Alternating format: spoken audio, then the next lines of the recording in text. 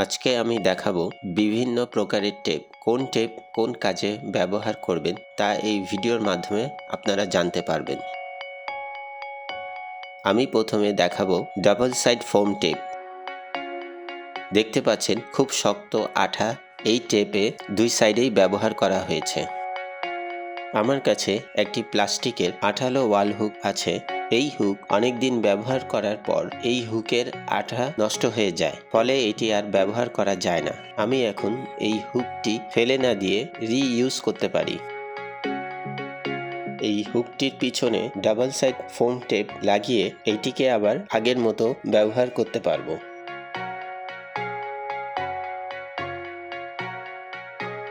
Foam tape ভালো করে হুকটির সাথে চেপে আটকে দিচ্ছি। এই প্লাস্টিকের আঠালো ওয়াল হুকটি কাঠের সাথে আটকে দিলাম। দেখতে পাচ্ছেন খুব শক্তভাবে আটকে গেছে। এই প্লাস্টিকের ওয়াল হুকে কি রিং ঝুলিয়ে আপনাদেরকে দেখিয়ে দিচ্ছি কত মজবুতভাবে এটি আটকে গেছে।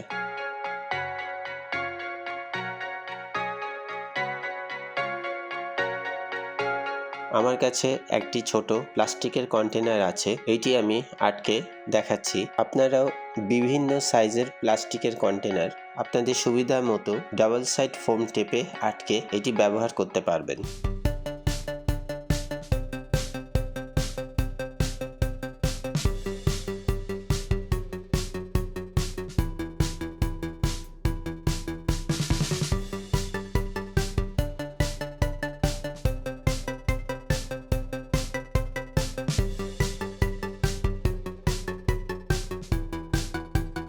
আমার কাছে একটি 3D বাটারফ্লাই স্টিকার আছে। প্রথম অংশটির সাথে দ্বিতীয় অংশটি আঠা লাগানো ছিল। আঠাটি নষ্ট হয়ে যাওয়ার কারণে দুইটি অংশ এখন আলাদা হয়ে গেছে। এখন আমি ডাবল সাইড ফোম টেপ দিয়ে এই দুইটি অংশকে জোড়া দিয়ে আবার 3D স্টিকারটি ঠিক করে ফেলবো।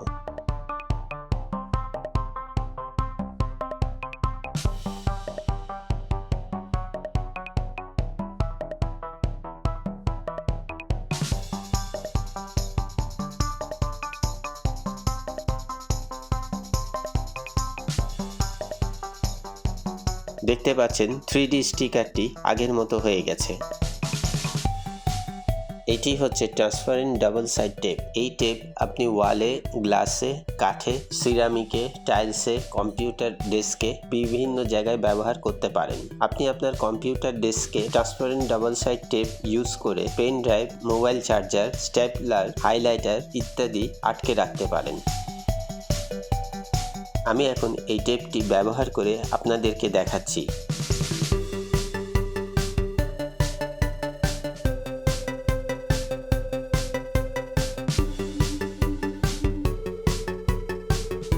ট্রান্সপারেন্ট ডাবল সাইড টেপ কাঠের মধ্যে আটকে হাইলাইটার, স্টেপলার, পেন ড্রাইভ ইত্যাদি আটকে আপনাদেরকে দেখাচ্ছি।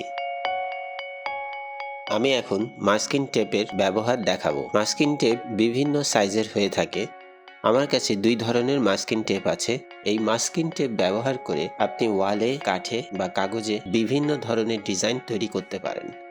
স্প্রে রং বা রং তুলি দিয়ে যারা রং করে তারা এই মাস্কিং টেপ ব্যবহার করে খুব সহজেই ডিজাইন করতে পারে। আপনি যদি কোনো জায়গায় রং দিয়ে লাইন টানতে চান তাহলে মাস্কিং টেপ ব্যবহার করে খুব সহজেই লাইন টানতে পারবেন। একটি সাদা কাগজের টুকরায় মাস্কিং টেপ আটকে দিলাম এবং মার্কার পেন দিয়ে এটিকে কালার করে একটি ডিজাইন তৈরি করছি।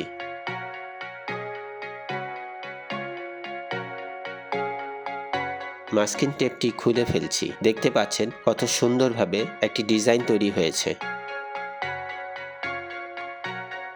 ছোটখাটো জিনিস একসাথে মাস্কিং টেপ দিয়ে আটকে ব্যাগে রাখুন, তাহলে খুব সহজেই হাতের কাছে পেয়ে যাবেন। আপনারা দেখছেন ন্যাটস হোম টুলস। চ্যানেলটিতে সাবস্ক্রাইব করবেন এবং বেল বাটনে ক্লিক করবেন। এটি হচ্ছে টেফলন সিল টেপ। আমাদের দেশে পানির লাইন বা গ্যাস লাইন যারা কাজ করে তারা সঠিক নিয়মে টেফলন সিল টেপ ব্যবহার করেন না। আজকে আমি এই টেপটি সঠিক নিয়মে ব্যবহার করে আপনাদেরকে দেখাবো। আমার কাছে একটি কল আছে। কলের যে অংশটি পানির লাইনের সাথে আটকানো হয় সেই অংশে যে প্যাচটি রয়েছে সেই প্যাচে সঠিক নিয়মে টেফলন সিল টেপ আটকানো খুবই জরুরি। পানির লাইনে যারা কাজ করে তারা অনেকে বিভিন্ন রকম করে টেফলন সিল টেপটি আটকায়। কেউ ডানে প্যাচ দেয়, কেউ বামে প্যাচ দেয়। আসলে সঠিক নিয়ম হচ্ছে ক্লকওয়াইজ, ঘড়ির কাঁটা যেই দিকে ঘুরে ঠিক ওই দিকে প্যাচটা দিতে হবে।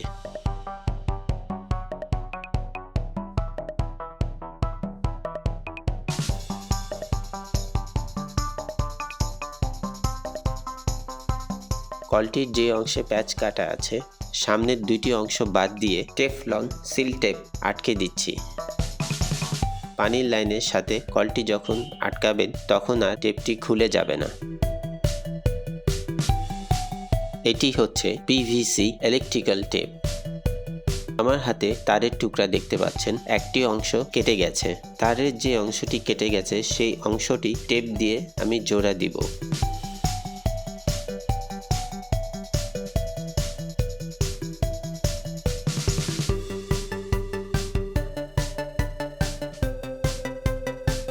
অল্প ফাঁকা থাকার কারণে টেপটি আমি প্যাচ দিয়ে তারের সাথে ভালো করে আটকাতে পারছি না। এই ধরনের সমস্যায় আমরা সবাই পড়ে থাকি।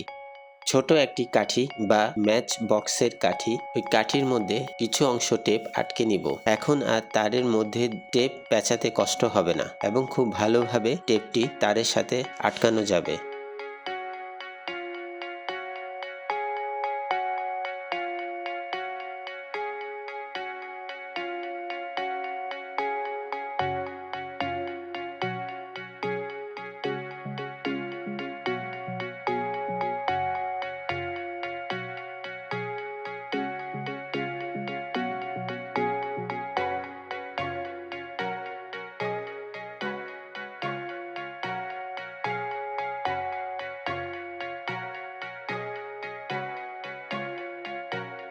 এখন বাকি অংশটি টেপ দিয়ে আটকে দিচ্ছি। এইভাবে টেপ দিয়ে আটকালে তারটি দীর্ঘ সময় ব্যবহার করতে পারবেন।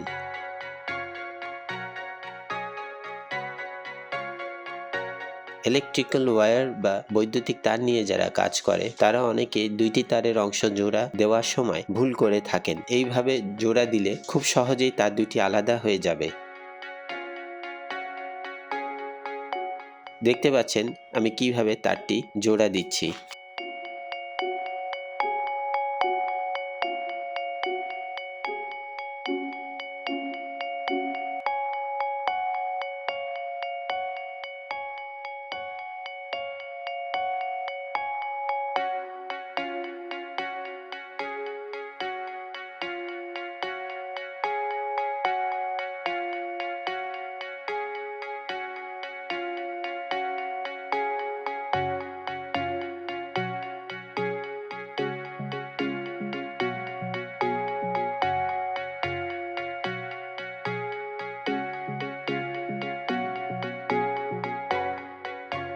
এই জোড়া দেওয়া তারে পিভিসি ইলেকট্রিক্যাল টেপ কিভাবে পেঁচাতে হয় তা সঠিক নিয়মটি দেখিয়ে দিচ্ছি।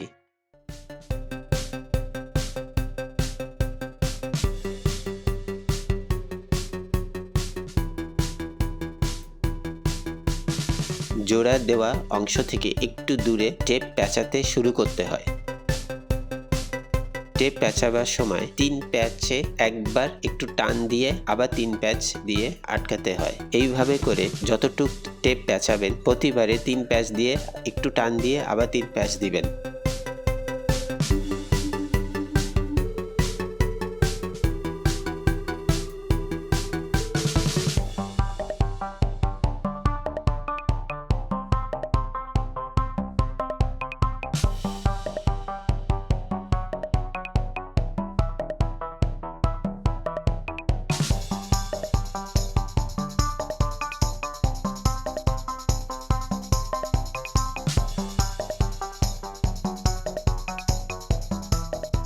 দেখতে পাচ্ছেন কত শক্ত এবং মজবুতভাবে টেপটি তারের সাথে আটকে গেছে। আমার হাতে যেই কালো টেপটি দেখতে পাচ্ছেন এটি হচ্ছে রেক্সিন টেপ।